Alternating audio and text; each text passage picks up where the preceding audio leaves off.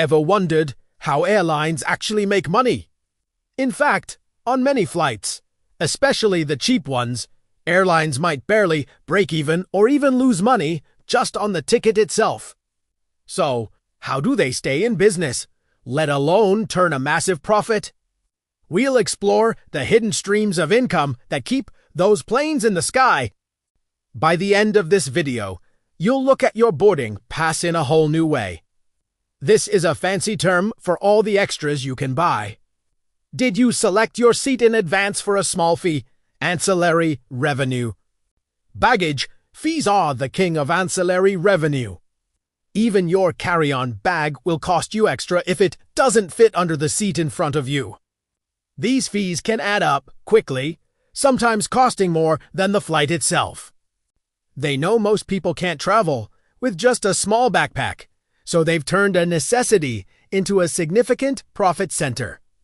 Remember when you used to get a complimentary meal on almost any flight? Want a sandwich, a bag of chips, or a soda? You'll have to pay for it. In-flight connectivity is a huge and growing source of revenue.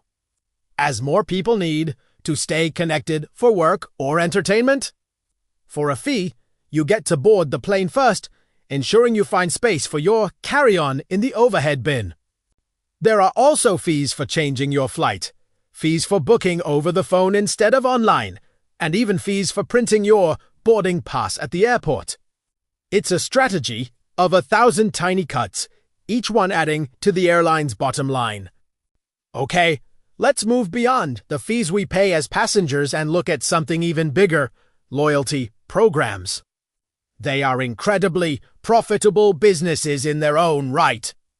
Here's the secret: airlines sell their miles and points to other companies, most notably credit card issuers. Think about all those co-branded airline credit cards. When you sign up, you get a big bonus of, say, 50,000 miles. The credit card company, like Chase or American Express, buys them from the airline at a wholesale price. They then give them to you as a reward for signing up and spending money on their card. This creates a massive, consistent flow of high-margin cash for the airline. They are essentially printing their own currency, the airline Milan, selling it for real money. The bank is happy because they attract new customers with the promise of free flights.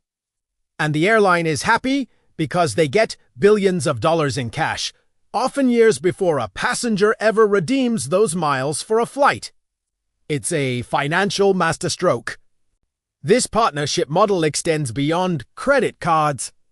This ecosystem is so vast and so profitable that it provides a stable financial cushion for airlines, especially during economic downturns when fewer people are flying. It's a completely separate business that just happens to have an airline attached to it. Next up, let's talk about cargo. While we're sitting in our seats, the belly of the plane beneath our feet is often packed with goods, seafood, and even pharmaceuticals. Cargo can account for 10 to 20% or even more of their total revenue.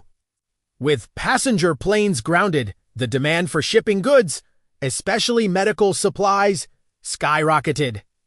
So, the next time you're on a flight, remember that your luggage isn't the only cargo on board.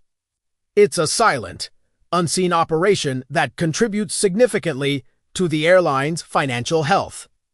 Let's not forget about other partnerships and business ventures. Airlines are massive brands, and they leverage that brand power in various ways. They sell branded merchandise, from model airplanes to travel pillows. This is where an airline leases out its entire aircraft, complete with its own crew, to another airline that might be short on capacity. Some larger airlines also have their own repair, Knona Simho. Not only do they service their own fleet, but they also contract with other. It turns a massive cost center aircraft maintenance into a profit center. Finally, there's advertising. This might seem like a small piece of the pie, but again, when you multiply it by millions of passengers, the ticket price is just the beginning. Their loyalty programs are giant, profitable businesses that sell miles to banks and other partners. The airline industry is incredibly competitive with notoriously thin margins. They can offer those eye-catching low fares while building a more resilient and profitable business model. The next time you fly, take a moment to notice all these different strategies at play. You're not just a passenger. Let me know in the comments what other industry secrets you'd like us to explore next.